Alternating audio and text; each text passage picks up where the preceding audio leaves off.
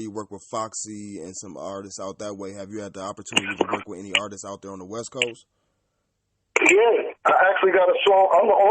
I'm the only dude from the East Coast with a song with Mac Dre. The only one. Yeah, but yeah, Mac Dre, my boy Mac Dre, actually another G in Queens plugged me into Mac Dre. I don't want to put his name out there neither, but yeah, he plugged me in with Mac Dre, man. Mac Dre was a solid dude, rest in peace. And, you know, me and Mac just sat in the studio for a couple of days and made a couple joints up. Just so happened one of our joints, they put it out twice because the shit's so hard. I'm going to put it back out. Yeah. Around what time did this come out? I want to say 2001, 2002, they put it out. How did y'all end up meeting each other as two artists being from, you know, two totally different sides? Actually, Mac was fresh out the feds.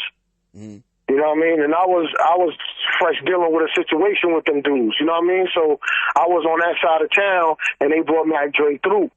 So, you know, my shit. Like, when I used to be in the studio, 50 was there. Yeah. You know what I mean? So that's what I'm saying. 50 Cent was there. Mac Dre was there. Ja Rule was there. I think Jay was there a few times. A couple of dudes was in the same studio. You know what I mean? Right. But my shit was just so real. I don't knock what other dudes is doing. My shit was just so real that the fans wound up coming to the studio to get my shit. That's fucked up. Would you say that your music was too real? Do you think it held things back, or do you? I'm 100% sure it was. Too real. So how are you approaching it nowadays, you know what I mean, with knowing that if the music is too real, you know, something can happen. How you look at it now with, you know, your writing process? It's different now. What happens with media, and this is what the internet do, what they do is they train your eye for whatever's about to come. So with that being said, like, violence is so much on TV and the internet now that my shit ain't real enough. You got to go to Chicago to get too real. You know what I mean? Right. That's how I speak about it, because shit, if they could get away with that shit they doing, then shit, that's what I call over real now. My shit is just facts. Right. Because I heard that the gun laws and stuff in New York is real crazy. Yeah. That's why I don't stay there. Yeah, I feel that. Because they say, you know, I'll be hearing different people, they say that's the reason why a lot of New York artists really don't show guns and pistols inside of their music videos, because they real strict on stuff. You know what I mean? So I guess the hip-hop, now back then compared to now, you know what I mean? Because this just made me think about the hip-hop police, you know what I'm saying? You think that they specifically just target every New York artist when they come out speaking about certain stuff, or do you think it'd be the mistakes that the artist is doing by, you know, putting out too much information on social media and stuff? I think it'd be a lot of artists, but at the same time, man, you got them snitches, man. You got informants within these crews. So, you know, man, that shit is like everywhere now. Right. You know what I mean? And people not understanding, because you're dealing with civilian type of work, you're not understanding that most of the people you are around, even your entourage, are civilians.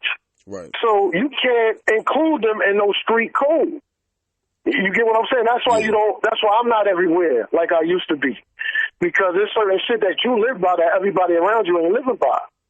Right. You know what I'm saying? So you may think, okay, the niggas is fronting, okay, we got hammers, that PR, whoever with you, he ain't go up like that.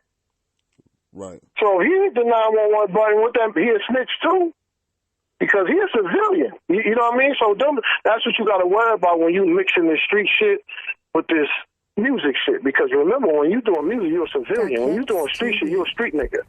Right. That's two different codes of conduct you got to live by. Do you think nowadays that people got the definition of what a snitch is messed up? What would you give the pure definition of snitching it to you?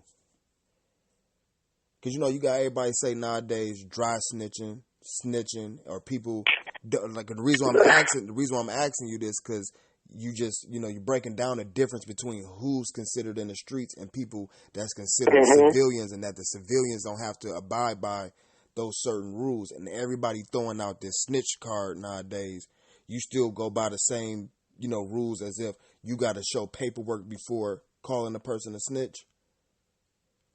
Oh yeah, because it's being passed around like inviting another man to your private. Right. Nigga cut your motherfucking head off back in the day for that shit. Right. But now it's easy. You suck my dick in the middle of an argument, 2 hours later you see niggas chilling. Yeah. You know what I mean? So they throwing snitch around the same way they letting that go around. The same way they letting this, they I don't know how to say it, but they just dumbing down on the urban music with this shit. You know what I mean? Yeah. And that's the thing. Snitch ain't got nothing to do with hip-hop, bro. Nothing. And what do you mean? Tell that to them execs. Try to pull out a gun in Sony and see what happens. You going to jail. You ain't going to call them a snitch rock because of their skin complexion? No, motherfucker, you ain't going to call them a snitch because they civilians. Right. That's why. So that, to me, that's the thin line between being a snitch and not. I mean, of course a nigga going to show some paperwork, but at the end of the day, with the internet, niggas can make up anything. Right. Niggas can make up anything, but if you snitch, you told on somebody, nigga. Right, right. And that nigga with the internet, it ain't hard for a nigga to say, yo, that nigga told you. Without going into like names or anything, have you ever seen or experienced a situation where, like you just said, a lot of these crews be having snitches in it? Have you ever seen a situation like that go down? Man, not really, because I don't fuck with dudes. So I really can't say who got snitches in their crew or what they doing. All I know is the type of time we was on, like I said, my brother and my people took a global plea. So that shit over on my end, that shit don't exist. You feel me?